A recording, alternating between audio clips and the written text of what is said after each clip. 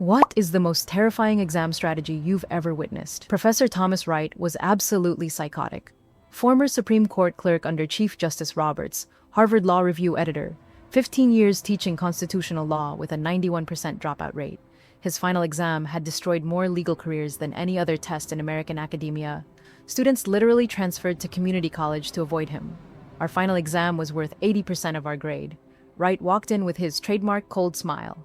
One random question on this exam is completely invalid and legally impossible to answer. I won't tell you which one until after grading. 47 students immediately started hyperventilating. Sarah Chen, who had never gotten below an A-, began shaking uncontrollably. The guy next to me was already Googling paralegal programs. Another student just put his head down and started crying. People were frantically attempting every question while constantly second-guessing which one might be the trap.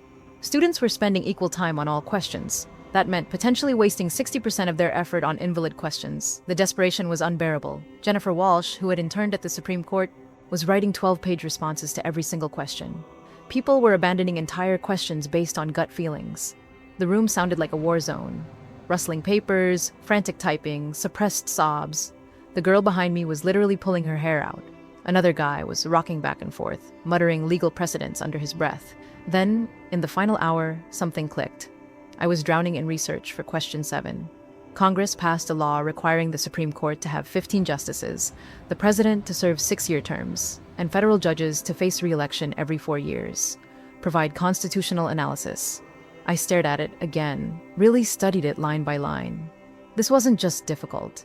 It violated the basic structure doctrine. The scenario required the Constitution to authorize its own destruction. Federal judges facing re-election would destroy Article 3's lifetime tenure protection. A 15-justice Supreme Court would obliterate checks and balances. This wasn't constitutional law, this was constitutional suicide. I wrote, "This scenario violates the basic structure doctrine and cannot exist under American constitutional law." I submitted my exam after 2 hours. The entire class was still frantically writing. Someone actually laughed at me. "He's not even trying," I heard someone whisper.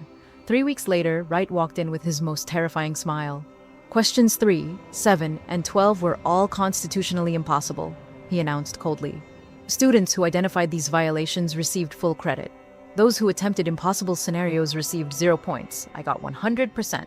The class average was 34%.